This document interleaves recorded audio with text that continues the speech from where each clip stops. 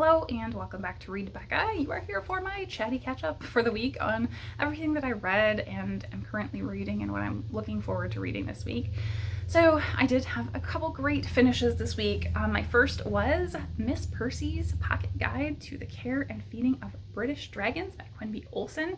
I've had this in progress for a little while. It's over 400 pages and I felt like it seems like it's too long maybe for the lightness of this book, but I didn't feel like there was really any dead weight. So this is a very sort of slow, mundane, almost Jane Austen with dragons, really. We're following Mildred Percy of the title, who is very timid and mousy to start. She's over 40, so she's a kind of older protagonist, which is great. She's a spinster aunt, which is absolutely wonderful. I love seeing that. And she kind of gave up her any sort of desire for adventure as a young person and set aside her own wants to kind of become this governess for her sister's children. And they kind of take her for granted and everybody acts like they're a bit superior to her.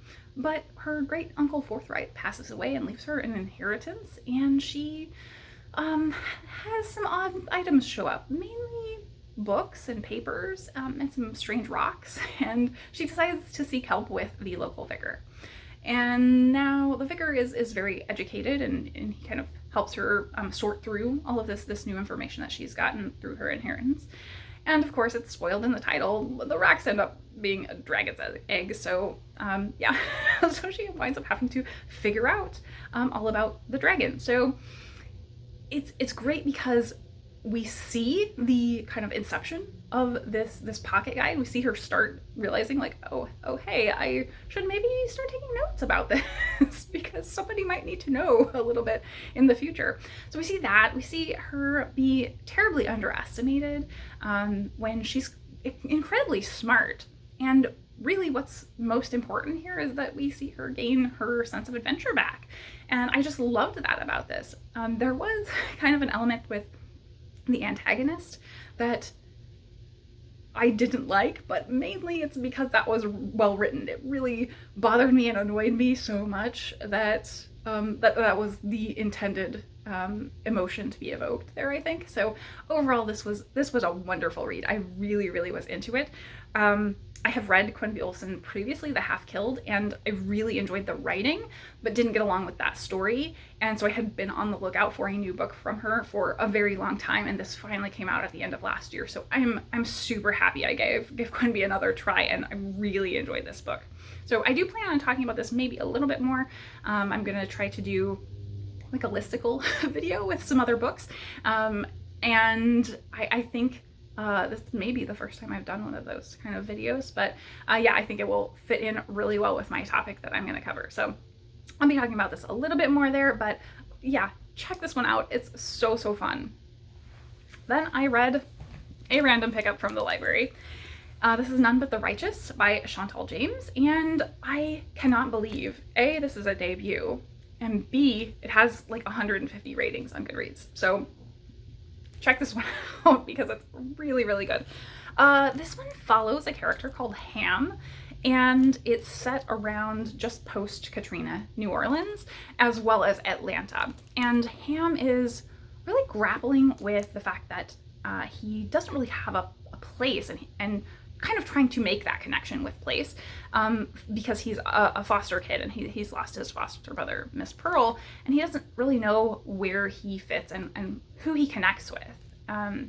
So it's a lot about his trying to find relationship with people and connectedness with people and place. But there's also the element that historical 1700s, 17th century, there is this person's body, St. Martin de Porres, whose bones were taken as relics, and Ham was gifted a necklace with one of these bones from his foster mother. And so now there's this spirit that inhabits these bones and sometimes takes over Ham's body. So I loved that. Jumping back into the spirit's perspective, we see kind of historical moments of colonization and the erosion of culture when colonization happens. So we're seeing that, but then at the same time in the modern sort of settings, these contemporary moments with Ham. We're seeing Ham's loss of control of his body and the erosion of control, because his body is almost kind of being colonized by this spirit. So I loved that juxtaposition there. So through those two kind of perspectives, or the two experiences of the spirit and Ham, we're getting this very deep connection with homeland and kind of this listlessness that Ham feels, whereas the spirit actually has a connection to the past homeland. And so this is a really meandering book. There's not a lot of plot to it, not a lot of drive, but I felt a lot of similarity to Freshwater by Akwaeke Emezi for obvious reasons. That one is about this character who kind of has gods and a connection with gods so that they can inhabit the body. And this one has very, very major similarities there. But where that one, I feel Emezi writes with a very aggressive tone and voice. And I think that's fine. I really enjoy Emezi's writing.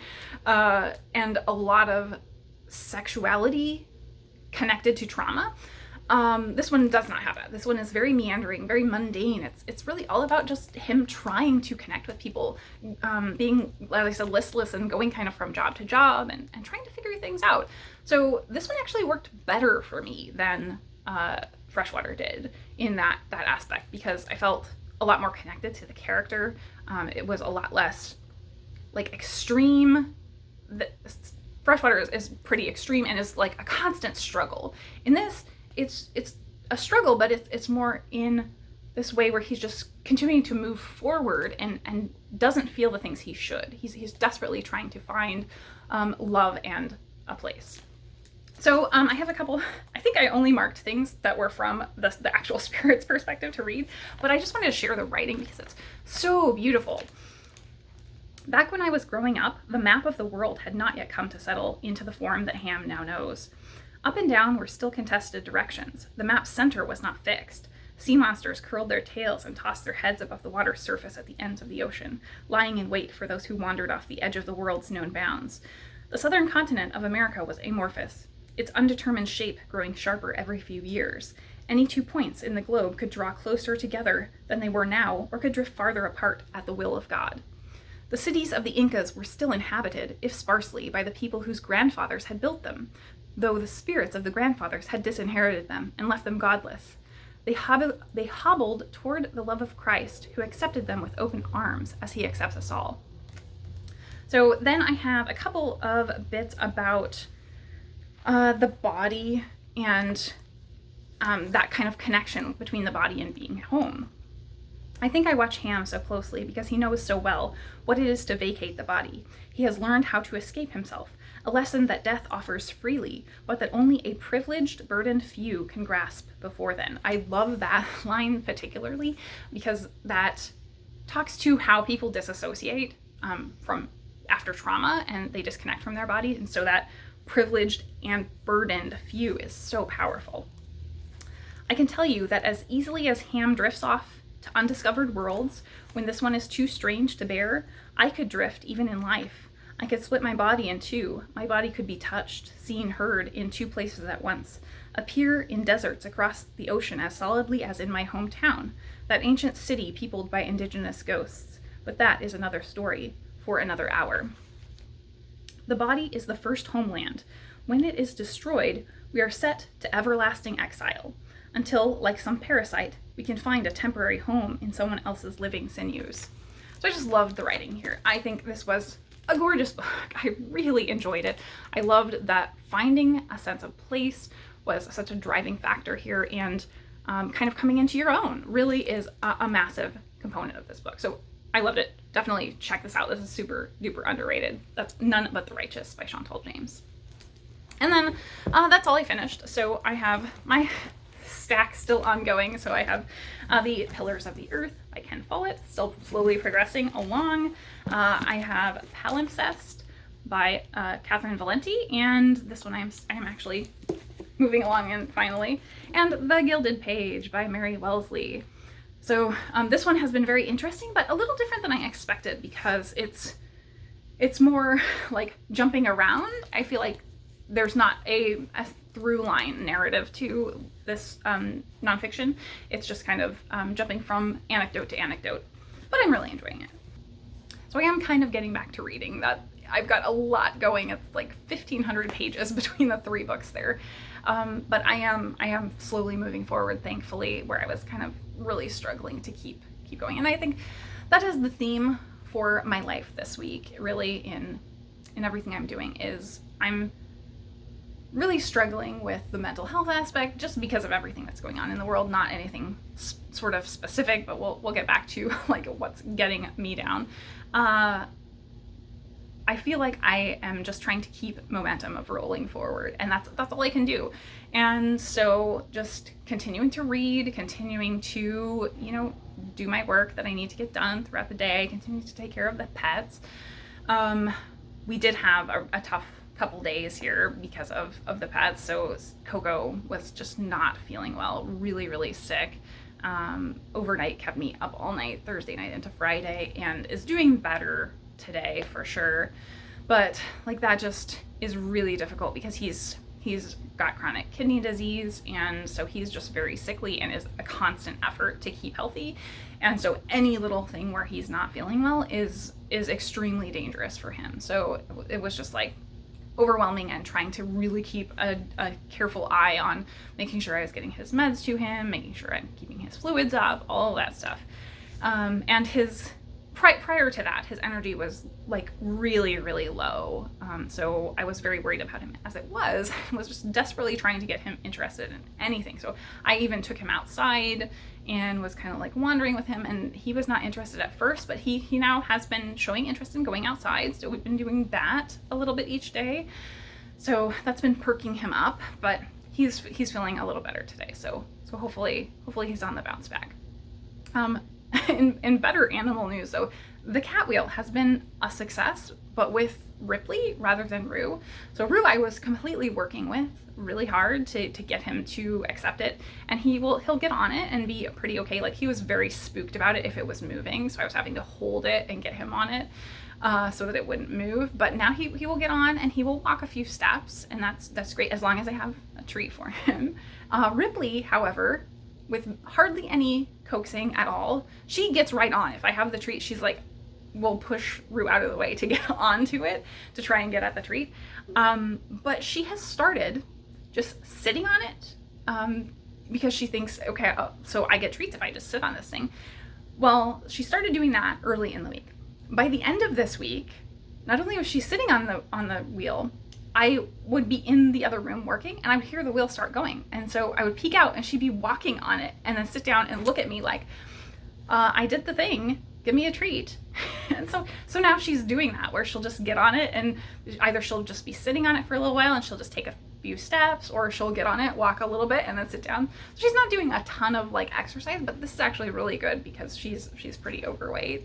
She had kittens, and that is very normal that they kind of slow down after that and do gain a little pooch. So that's very normal. It's not a concern, but it's great if I can get her some activity because she's very low energy and doesn't have a lot of activity in her life. So it's exciting. So I'll include a clip of that because it's just hilarious to see. It blew my mind. I think I caught it the first time it happened, that I was actually in the room for it. I was like, what is going on? So that definitely has brightened my week big time, because I was half expecting I would get this cat wheel and then end up having to like donate it to the shelter because nobody would accept it here. So I'm very happy to see the cats actually using it. I think the only other thing to mention is just that I have a bunch of food footage this week for my clips, because I don't usually feel like sharing my food stuff because I don't make a lot of really complicated things. Most of the stuff I eat is like 2 or 3 ingredients together, either cooked or raw. But I was kind of feeling it this week because I had multiple booktube related things. So one, I don't have any like footage of this, but I just wanted to say I'm a complete convert to nutritional yeast. I think AJ Dunn and Books with Brittany both had sold me on it as like constant users of nutritional yeast, and it's like a vegan alternative to Parmesan cheese, like grated Parmesan. So I decided to try it a couple weeks ago, and I got some, and I ran out actually, and so I used some Parmesan this week, and I was like, oh my god, this is so salty. I can't even eat this anymore. So nutritional yeast has a much more like nutty flavor, and I really like that. So now I'm completely on the bandwagon of nutritional yeast, 100%. Then again, Books with Brittany. I really enjoy her vlogs, and she shares a lot of her food, and she's vegan. I'm not vegan, but I do eat a lot of, like I said, very low processed and few ingredients, fresh stuff. So I do focus that way, and so I love stealing ideas from people who do that. She made just a very simple salad, and so I'm going to include my stealing of her salad. That's just like spinach, cucumber, blueberries, strawberries, and lemon juice. And I would have never thought of putting those three together. I do, however, also regularly every summer, it gets so hot here, and that has started this week, that I kind of live on this summer salad that I make. And so I'm going to include also my summer salad, which is basically just tomatoes, strawberries, avocado, spinach, lemon juice, and basil. And sometimes I throw in mint if I've got it. I didn't have any mint this time. So I will throw in some footage of the salads, and I also did some cabbage, because cooked cabbage sides came up on a video last week, and so I just wanted to include my having happened across a cabbage recipe right around the same time, and so I made it. So that one turned out good. I do think it's better after sitting overnight. It kind of like soaks up the broth that's in the recipe. So I will include the recipe for that one as well. It's yet again a very, very simple one. So yeah, some food footage in there, just randomly. It's not anything super, super exciting, but I felt like, you know, including that for people who are interested, because like I said, I did steal one of those from another booktubers. So booktube influenced my eating, so I'm going to try and influence yours maybe. I think that is it for my week in terms of recommendations. I have a boatload of recommendations this week. So many. And yet I'm still so far behind on videos. I think I'm still like four days behind, and I have like 200 things in my queue. Forget about it. So first one, KD Books did a 2-hour video titled My Struggle with My Struggle, where he read all 6 books of Mouseguard's My Struggle, and I was much less into it for the actual book analysis, but it was fun. Everything that KD Books does is really entertaining, but he shared a lot about his own life, and I really enjoyed that expansion of what Mouseguard was going through, seen through a lens of his own experiences. So that was enjoyable, but it is 2 hours. I found it highly, highly worth it as someone that doesn't usually like sit through a 2-hour video very often. Then we have Jess Owens did a video this week on how do you find time to read so much? And it's much less an actual answer to that question and more a why are we still having this conversation sort of answer. It's very snarky. I really enjoyed her take on it.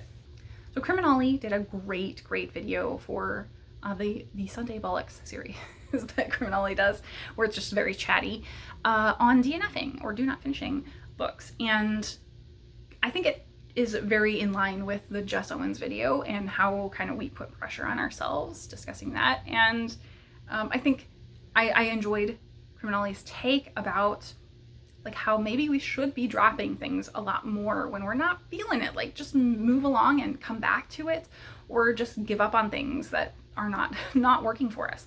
And so I think there's a lot of internalized requirement to finish books even when we don't really feel like doing it. So I think that was a great conversation. Then we had a couple of heavier videos, I think. Louise Savage Muses did, and she's Simon Savage's mother, she's also a classicist, so very, very bookish. She knows her stuff. She did a video on stories of war and empathy for Ukraine.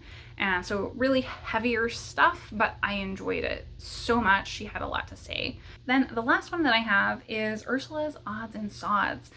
Did a great video, and actually perfectly ties in to my reading the Gilded page right now. So Ursula's Odds and Sods did a video on this manuscript that was handwritten by Dante that was found by a nun. And so she talks about this manuscript, as well as giving some background to this nun who seems to be a very progressive person. Very cool. But wonderful, wonderful video, really detailed information, well researched, and it was just fascinating. So it completely ties in with this thing I happen to be reading. And you should definitely check out Ursula's Odds and Sods channel, because I think at this point it's at under 100 subscribers. So like really great content. Definitely go check it out.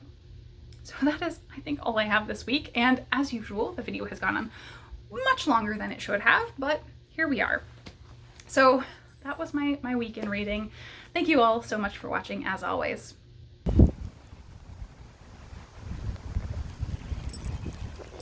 I was in the kitchen and saw something weird sticking out off the window.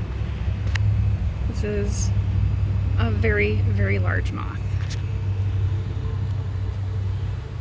See its legs? It has little hairs off its legs. So cool. And Rue is getting quite the show in his window seat there. First wild strawberries. We've got a June bug hunt happening. Good boy.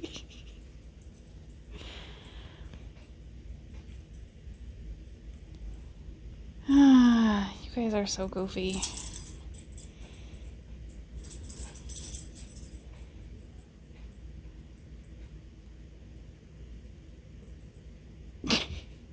Gumbo.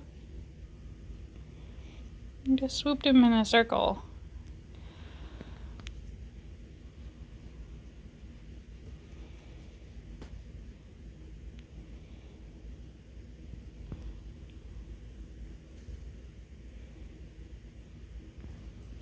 I think Ripley ate him. Oh, not eaten. I'm gonna end up with bugs in my bed. Did you just get up there by yourself? You're just gonna go? What a good girl, Ripley. What's going on? You tried it. Gotta step in.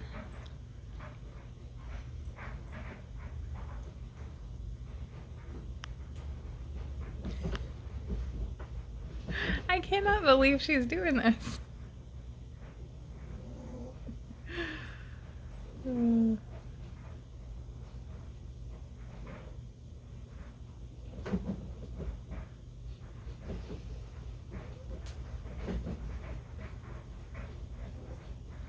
There's not even any goodies for her.